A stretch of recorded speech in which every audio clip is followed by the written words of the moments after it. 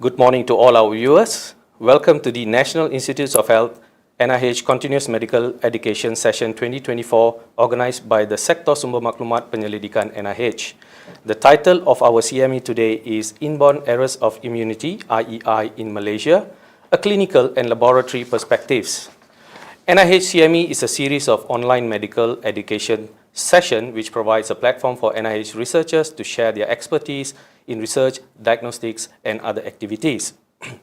IMR, which is part of NIH, has a vision to be a world-renowned institution for biomedical research by carrying out quality biomedical research to address national health priorities, by providing specialized diagnostic services, and by building national capacity through technology transfer and consultative services. Now, let us watch a short corporate video of IMR. The Pathological Institute of Kuala Lumpur was established in 1900 by the Resident General of British Malaya, Sir Frank Swettenham. Its aim was to promote the health status of the local population and to explore the great and unknown field of tropical medicine. The institute was renamed as the Institute for Medical Research, or IMR, a year later. Initially, the focus of its research was on beriberi and malaria. Subsequently, its scope expanded into the causes, treatment and prevention of a variety of other tropical diseases such as cholera, smallpox, leprosy, tuberculosis, typhoid, filariasis, dengue, melioidosis, scrub typhus, and nutrient deficiencies. With independence, the IMR became the research arm for the Ministry of Health Malaysia, where research conducted has been aligned with the country's health research priority needs. In more recent times, research at the IMR has progressed to gathering in-depth knowledge of allergy and autoimmune diseases, primary immunodeficiency diseases, and through the development of allergy test kits. Cancer research at the IMR has vigorously looked at diagnostics, prevention and early detection, as well as identification of novel biomarkers and targeted therapy for precision medicine. For this, the Institute has been equipped with a specific pathogen-free or SPF animal facility and biobank. The IMR has developed its expertise in nutritional biochemistry, where there is active involvement in preclinical studies on metabolic syndrome, diabetes, cardiovascular health, and endocrine-related diseases. The Institute's iodine test kit is used nationwide for monitoring under the Iodine Deficiency Program. The dawn of the next millennium saw many issues that were related to contaminants and pollutants in the environment and in the workplace and its impact on human health. Thus, in a forward-thinking manner, IMR conducted vulnerability assessment on impacts of climate change on health and health delivery. Malaysia is in a region that is full of biodiversity. The Institute has a unique interactive e-database called GlobinMed, which strives to become a referral source on traditional and complementary medicine, or TNCM. The Institute steadily has been moving towards drug discovery programs. The Center conducts preclinical safety evaluation of herbal extracts under Certified Good Laboratory Practice or GLP conditions, assessing efficacy of herbal products using in vivo as well as in vitro systems, phytochemical analysis, and structure elucidation. The IMR has continued to provide in-depth research related to infectious diseases, especially during outbreaks, and it is the reference center for Zika, dengue, influenza, leptospirosis, and melioidosis. IMR is the leading center conducting Wolbachia research in Malaysia. The Institute has equipped itself with a BSL-3 laboratory as a preparedness plan for any possible future outbreaks. Epidemiological research activities have helped to establish the distribution of diseases, its factors, and how it helps in controlling diseases. The IMR provides specialized diagnostic tests nationwide related to organ and blood stem cells transplants, diagnosis of inherited metabolic diseases, inborn errors of metabolism or IEM, genetic diseases, and multiple myeloma. In the international arena, the IMR serves as World Health Organization or WHO regional and collaborating center for infectious and tropical diseases. Under various programs, the IMR has produced a few patented products ranging from insecticides, fungi, dengue, chikungunya, saliva and forensic test kits, mosquito detector and trap, paint, anti-cancer toxin, and many more, from which some of the patented products have been commercialized. The 116 completed years of the Institute's illustrious service continues, with new challenges and higher pursuits as the IMR transforms its biomedical facility to support research both nationally as well as internationally. IMR, to be a world-renowned institution for biomedical research.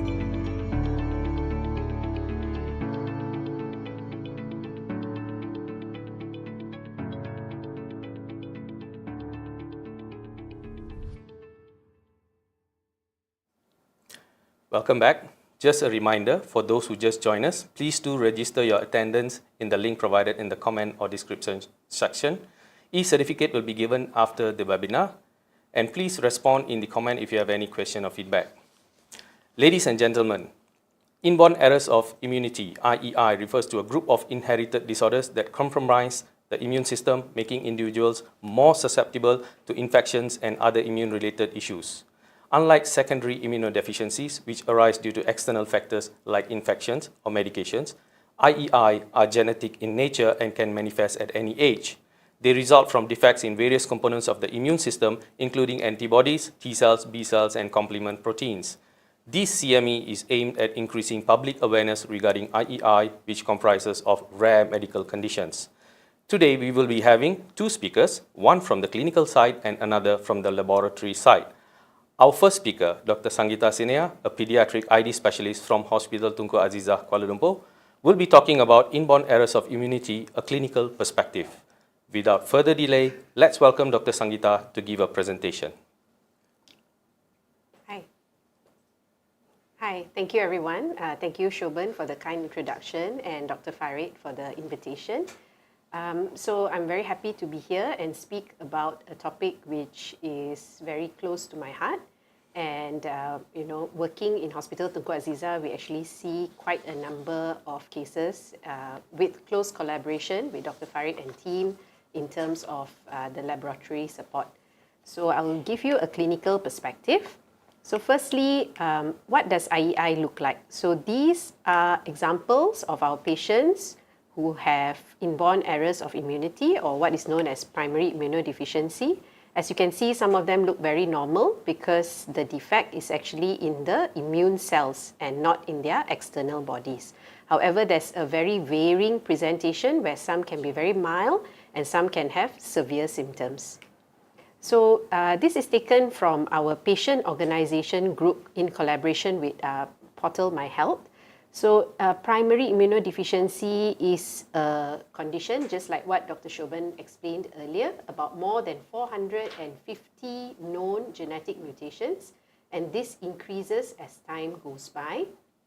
And it's either a malfunction or a deficiency in the gene. Okay, so this is based on these inborn errors of immunity. So every 2 years, this expert committee, they meet and they find new genes and they publish it.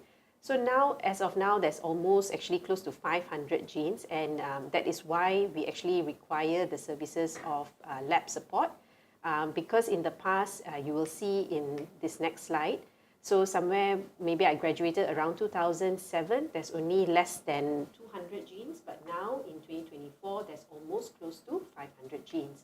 And this number is actually increasing. So IEIs are actually categorized into all these different tables, and they come into varying different specialties like respiratory, cardiology, pulmonary medicine, rheumatology. So it involves a lot of different specialties. So in a nutshell, actually immunodeficiency has got many different IEI has got many different spectrums where it involves cancer, autoimmunity, allergy, and even immunodeficiency. Okay, so IEI is actually a better terminology for primary immunodeficiency because it has got many different presentations, which is infectious and non-infections, like what was mentioned earlier. So the spectrum in the past, people only thought that PID or IEI only involves infection. Now we know that it involves autoimmunity, malignancy, and even allergy. There can be an overlap. and also it can be both. So I'm just going to give you a few examples. Okay, so this is one of our patients who presented with a very huge neck mass and swelling, non-healing lymph nodes. So, these type of patients, we of course think of TB and we work up. But actually this child has a family history, and she has what is known as a Mendelian susceptibility to mycobacterium disease. And these lymph nodes actually is because of salmonella infection. So they also have an increasing predisposition for salmonella. And this is a patient with severe oral thrush. So there's only two different diagnoses for this. One is HIV, the other one is SCID. So this patient has SCID, or severe combined immunodeficiency. And this is a patient with lung nodules. Okay, it's a teenager, which turned out to be chronic granulomatous disease. So these are all the infection phenotype. And then we have the non-infectious phenotype. So non-infectious, this is a patient who has this swelling over the perianal region. It's actually a leukocyte adhesion defect. And this is a patient with huge lymph nodes, which is patients I've seen when I was in India. And this is a patient with autoimmune lymphoproliferative syndrome. Okay, so now where do you find resources? So there is this tanda-tanda amaran, or the 10 different warning signs of primary immunodeficiency, which you can get it from Portal My Health and My Poppy, and also in the Jeffrey Model Foundation. So recurrent infections, recurrent need of antibiotics, a family history, a lot of this is in these pictures. Okay, so next, the other important thing as clinicians, which we often find in patients, is a very detailed family history. Is there any male death in the family, or is there any history of miscarriages? So this also can help us to give us a clue in the type of PID or IEI. Okay, and then this is just the warning signs. So I've just put for adults and children. So adults also can have primary immunodeficiencies, and as you can see, if there is a history of bronchiectasis not otherwise explained, or infections which are not being healed and involves multiple organs, or even in children there is a history of failure to thrive, or sinusitis at a very early age. So all this needs further workup. So more is like chronic diarrhea, weight loss, recurrent abscesses, especially TB, which is something that we get referred a lot, especially in adults. Okay, so the general rule, the earlier the onset, the more severe. And other primary immunodeficiencies like the adult onset and all can only manifest after 4 years of age. So in examination, of course, you can have a patient that looks ill or not so ill, rashes. Okay, so you can check whether they have lymph nodes or absent tonsils in this condition called XLA. And when they have a severe reaction to BCG, they can have this what is known as chronic granulomatous disease, or MSMD, and the tympanic membrane. So it can be either perforated, so you look into the ears as well. So I'm just going to briefly touch on investigations, because later Dr. Farid will go in more detail. So the basic thing, of course, you want to rule out things like secondary immunodeficiency, like what I mentioned, HIV, if the patient is on any medications. Then you want to do a few tests that is needed. A basic thing should include a full blood count. So always look at the differential counts. And, if there's neutropenia, it also is a suggestive of a type of PID, like congenital neutropenia.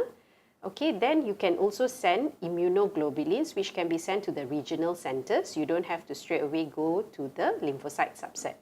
So please remember that genetics we send, it needs to be counseled well, and you need to have appropriate genetics. So we cannot just send and try to fish out what is the possible diagnosis. Okay, so immunoglobulins, these are the age match values, which is also important. So we see based on the age match. This reference is from IMR. Okay, so principles of treatment, basically it depends on the type of PID. This lecture probably needs an hour or more. But most important is you want to replace the missing immune components like IVIG replacement or plasma therapy. Okay, you need to, some PIDs like SCID or severe combined need transplant, and you want to give appropriate antibiotics. Okay, so I'm just going to go through a few cases because I think we learn better with cases. And okay, so this is the first patient who was well up to about 10 months old, only had one pneumonia, but has this recurrent otitis media, always requiring antibiotics. So the important history here is the maternal brother died at 14 years old. If you can see the counts, there is, nothing much in the total white cell, but if you can see that the immunoglobulins, the IgG, IgA, and IgM is all low. Okay, so this patient has what is known as X-linked A-gamma globulinemia, or what is known as Bruton's disease. So this is the boy, if you remember from the first picture, he has XLA, and he has also a twin brother who has XLA. Okay, then we go to what happens. So basically, A-gamma globulinemia, this is a B cell development. So there's actually a maturation arrest, and there is a arrest in the development. So in the precursor B cells, so that causes A-gamma globulinemia. And this is those who have like hyper IgM syndrome or CVID, which is a class switch defect. Okay, so basically investigations, we usually send the immunoglobulin, which is all low, which is something that you can easily send as well. And then we also send this lymphocyte subset to IMR, which will have almost absence of B cell or less than 2%. And there is an absence of this BTK protein expression. We can further do genetics, and there will be a mutation in the BTK gene in the DNA. So management includes lifelong immunoglobulin replacement therapy or plasma therapy, where they need 3 to 4 weekly. And they may need antibiotics during periods of infection, and we do not administer live vaccines in this patient. And some patients may benefit from stem cell transplant, especially if they have a lot of autoimmune manifestations. But so far in Malaysia, we have not transplanted an XLA. And so the next case is a very interesting man, 36-year-old male with recurrent pneumonia and sinusitis. Okay, he also had prolonged diarrhea. He had CNS, he actually had, quite normal, low platelet and splenomegaly. Okay, so he had, again, a low IgG. He had low IgM, but his IgA was normal. So this patient actually had seen almost more than 5 to 6 different adult physicians. And, he was actually a doctor. So the patient actually had CVID, or common variable immunodeficiency, which is a type of adult onset immunodeficiency. So usually the age of diagnosis is around 20 to 45. Mainly it can be both a B cell and T cell defects. They can have both infections as well as autoimmune manifestation. So management includes, again, IVIG maintenance therapy, usually lifelong, antibiotics, and targeted therapies. So this is my last question. So there's a baby who is 3.5, about 3 months, 3 months of dry cough, running nose, recurrent infections, has got that severe oral thrush and not gaining weight, severe failure to thrive at 6 months old, only 3.5 kilos. So this is the picture, if you remember from the first slide. And so this child has got basically severe lymphopenia, okay, 0.76. So any child with a lymphocyte count of less than 2 in a 2000 for a child who is less than 2 years old is abnormal, and all the immunoglobulins are extremely low. So this patient, of course, after further testing of the lymphocyte subset, we found to have severe combined immunodeficiency. So when we did the lymphocyte subset, the T cell was 0%, B cell was present, and the NK cell was 1%. So this is a T minus, B plus, and an NK minus SCID. We further did the genetics, which showed a IL-2R gamma. So this is the types of SCID, or severe combined immunodeficiency. Over the last year, I think we've had almost, about 10 patients of SCID. Some were able to transplant Some we were not so able because they died because they were detected later. The most important thing is if there is a family history of SCID in the family, please make sure that if a child is born and suspected, you do not administer BCG for the child because BCG can be very dangerous. And we want to make sure that when they go in for a bone marrow transplant, this child does not have a reactivation of BCG because BCG for this group of patients can be very fatal. Okay, so I think I've ended. If you have further information or you would like to refer, you can always email. And I would like to thank everyone who has guided me in this journey. Thank you. Thank you, Dr. Sangeetha, for the insightful presentation. Again, just a reminder for those who just joined us, please do register your attendance in the link provided in the comment or description section. E-certificate will be given after the webinar. Please respond in the comment if you have any question or feedback. Now let's move on to the next speaker. Our next speaker is Dr. Mohd Farid Baharin, who is the head of Primary Immunodeficiency Unit IMR. Dr. Farid will be talking about the laboratory perspectives of IEI. Let's welcome Dr. Farid to give his talk. Thank you, Dr. Prasobhan, for the kind introduction, and also thank you to Dr. Sangeetha for being with us here today. So today I'll be talking about the laboratory perspective of inborn errors of immunity, and then this is the outline of my lecture. So I'll start by giving a short introduction to IEI, the preliminary investigation and types of genetic testing, and finally a summary. So as an introduction, the inborn errors of immunity are a group of genetic defects affecting the development of immune system, and it is previously known as primary immunodeficiency or PID. And even until now, these two terms are being used interchangeably. So the features include increased susceptibility to infection, autoimmune disorders, autoinflammatory, allergy, and malignancy. And this condition can occur either through inheritance or it occurs spontaneously. And at the moment, genetic testing is required for a definitive diagnosis. It is always important for us to rule out other causes of immunodeficiency, such as medications that may affect the immune system, other conditions such as anatomical abnormalities such as severe congenital heart defect, which predispose an individual to have recurrent infection. When talking about inborn errors of immunity, we refer to what is the latest update. This is the source of our information regarding what are the genes implicated in the pathogenesis of IEI. So the latest update is in 2022, and until now there are about 500 known inborn errors of immunity. And then it is very interesting to note here that one gene may manifest as more than one phenotype. Phenotype is defined as an observable characteristic of an organism, meaning that a patient with a similar gene mutation may present differently. So how do we diagnose IEI? So there are three main steps in diagnosing IEI. Number one is actually through the clinical characteristic, which is actually we are being assisted by our friends, clinicians, including Dr. Sangeetha. So what they look into is actually the nature of the infection, what kind of organism, what are the other associated features that may characterize the disease entity. On our side, we look at the immunological test, which includes enumeration of the cell number, protein quantitation, etc., as well as genetic testing. So in general, when we talk about the laboratory investigations of PID, this includes cell enumeration, be it lymphocyte count, neutrophil count. Then we perform protein quantitation in the form of antibody levels, complement, or even cytokine. Protein expression on cells, because when there is mutation, the expression of the protein is altered, and then this also alters the function of any protein.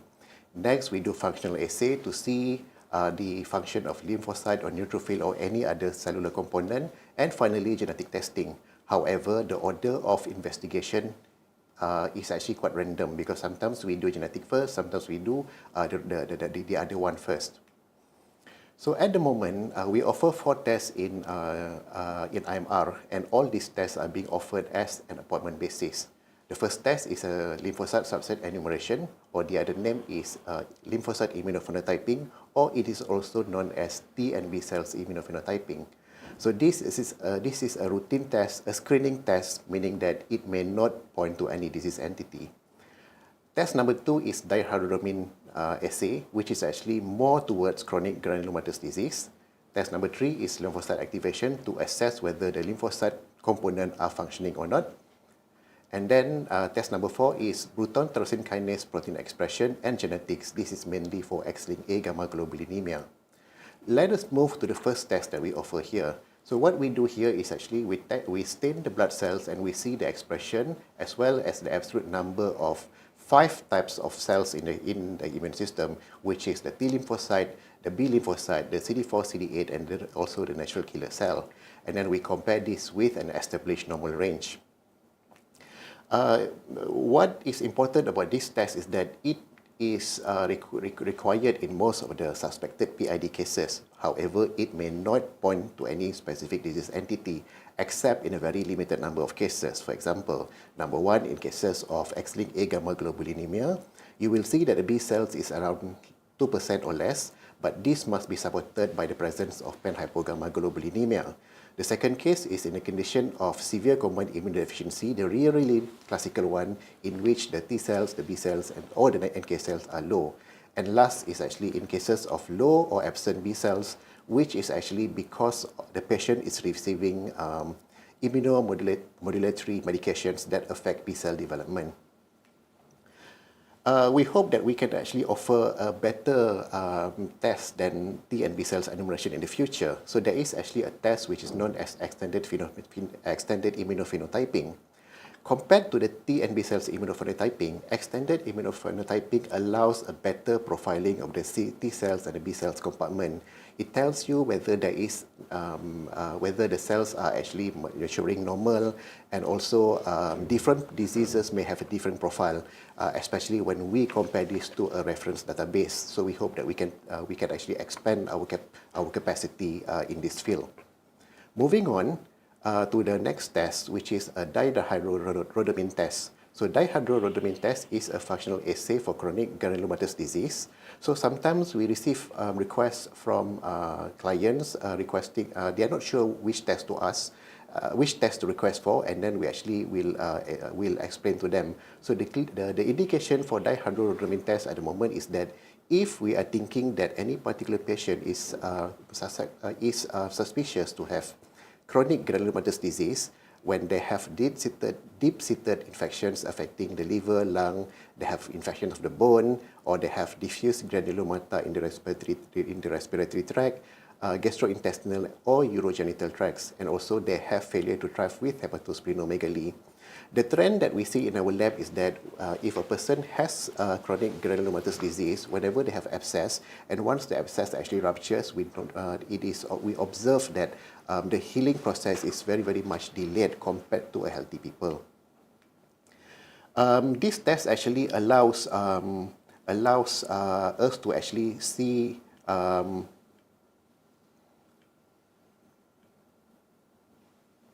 this test actually allows us to see what is normal and what is not normal.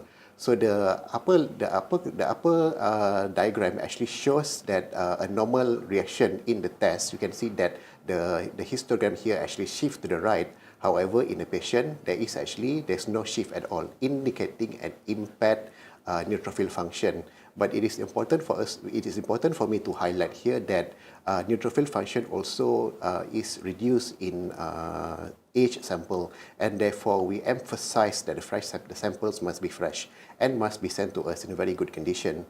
And then sometimes samples will also send in wrong anticoagulant tubes, because anticoagulants such as EDTA, it impairs neutrophil function and you don't see the shift at all. And when you get an abnormal results, it may not necessarily tell you that the patient is really having CGD, because such picture can also be seen in conditions such as severe G6PD deficiency and also in when there is low granulocyte number. Moving on to the other test that we offer, which is BTK protein and genetics. So the history of the history of patients with XLA is actually quite typical. Usually there will be these individuals will be males. They will have recurrent infections, and the B cell count is always less than 2%, and they also have reduced number in the reduced levels of immunoglobulin.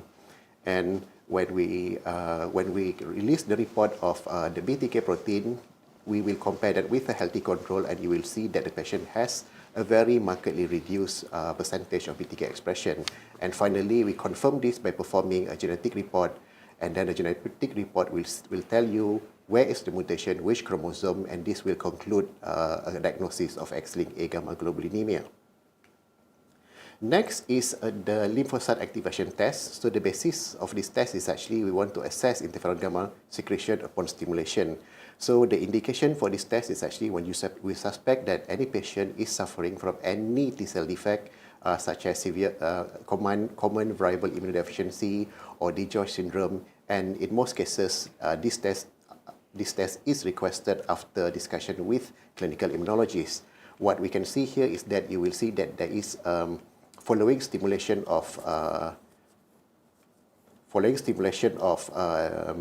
the blood sample, you will see that the patient actually has a reduced secretion of interferon gamma, indicating a form of an impairment. So now we move to the most important test in inborn errors of immunity, which is genetic testing. So before moving to the genetic testing in details, let us revisit on the structure of the human chromosome and gene and also DNA. So DNA is a structure which can be found in the human nucleus. So it is condensed in the form of a structure that we call as chromosome. And when we look deeper into the structure of the DNA, we can see that the location of the gene are actually one after another. We have gene 1, gene 2, gene 3, and gene 4. And it is important to note that the content of the DNA is actually, it's just a rearrangement of the 4 alphabets or 4 nucleotides, which is A, G, T, and C. When we zoom into the structure of a gene, you will see that there are in 2 important regions, which is the exon. So exons are actually the protein coding region of the DNA. And then we also have the intron, which is interspersed. So the intron does not code any protein. At the moment, the majority of disease-causing defect is found in the exon region. It is about 85%. Now, what is mutation? So mutation is any changes in the DNA sequence that we can see a lot of many types of mutation, whether it is a single deletion, whether it is substitution, whether we have insertion. We also have deletion and also duplication.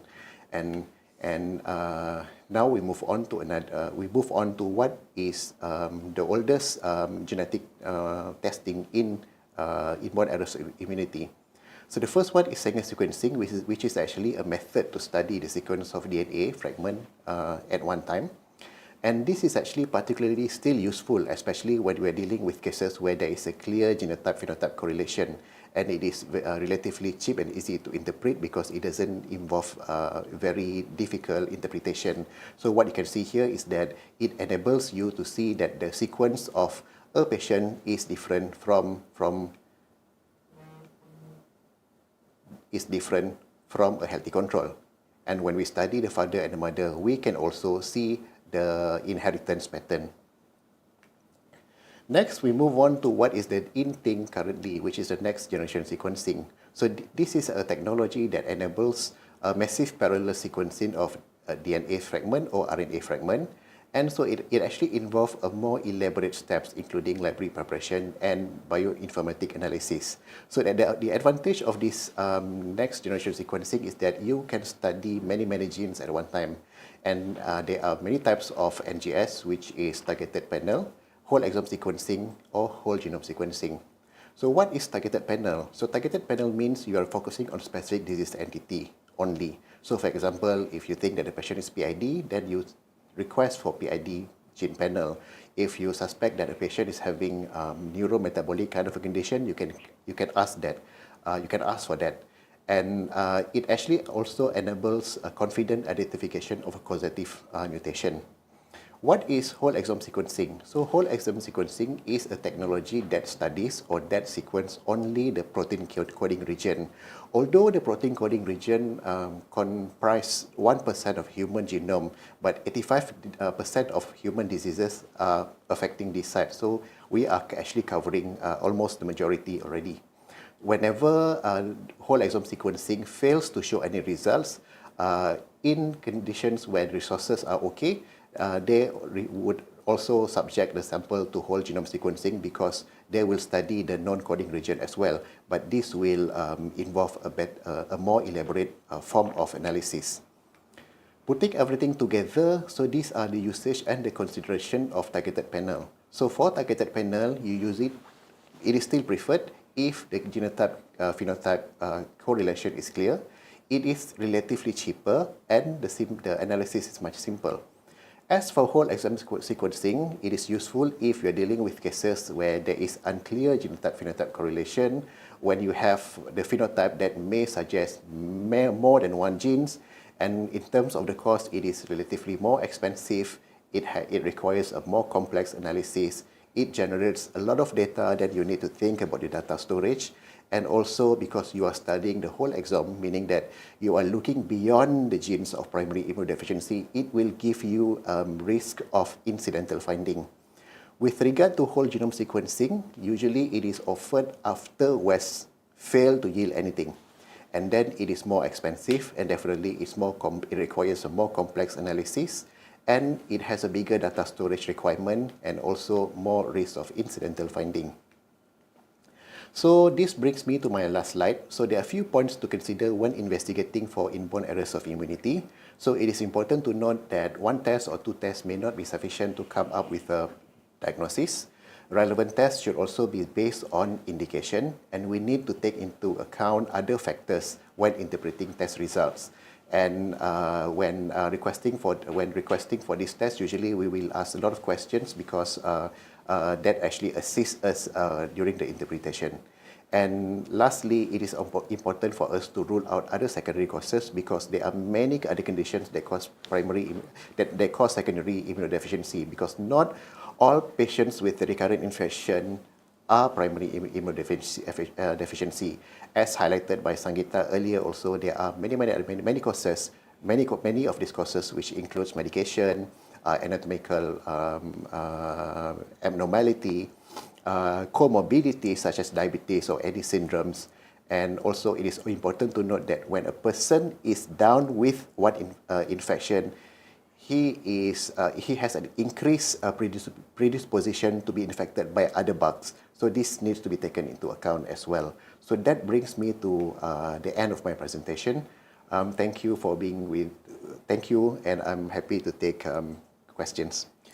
Thank you, Dr. Farid, for your presentation. We will now move on to the question and answer session. Audience have submitted several questions online. Let's begin the Q&A session. I think the first one is directed to Dr. Farid.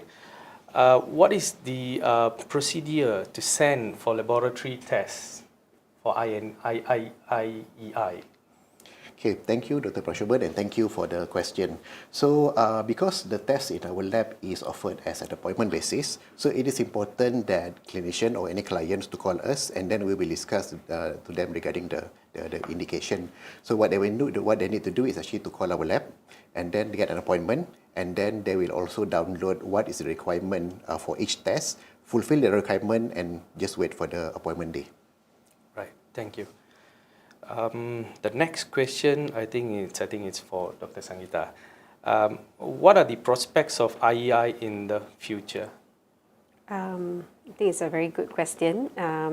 So I think IEI, like we saw earlier, like what I presented 10 years ago, and every year is actually improving in terms of genetic discoveries and also targeted therapies.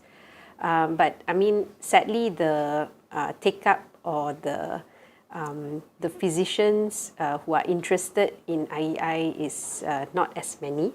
I mean, the prospects are actually very good. So I would actually highly encourage, especially adult physicians, more researchers, to actually learn and take up things about IEI or PID, because it actually involves, for example, adult neurology, adult respiratory. So, I mean, for now, we are actually helping out. We are helping them to co-manage and all, but I think there should be more interest from them as well. So then it will give better care, especially for patients with, adult patients with PID. Yeah, or to get a more specific and directed therapy. Right, thank you, Dr. Sangeetha, and we can take another question, a last question. Where can we find information on test availability? I think this will be for Dr. Farid. Thank you for the question. So, you can visit IMR website and then you can actually find primary immunodeficiency. It's actually not only our unit. You can find information about all the tests available in IMR through their website. So as for the clinician or as for our clients from the hospitals, you can get a detailed information about the requirement, which form to use, what is the status of any test, whether it is active, suspended, terminated, whatsoever. You can go to IMR test list. There is an Excel file that you can download, and you can actually filter according to unit of interest. So there are two websites, which is IMR website, general IMR website, and the other one is actually IMR test list. All right, thank you, Dr. Farid. As we wrap up, I would like to thank all our speakers once again for their insights, and thank you our attendees for your participation and engagement. We hope you found today's session beneficial and informative. Have a great day, and we look forward to seeing you at our next session. Bye.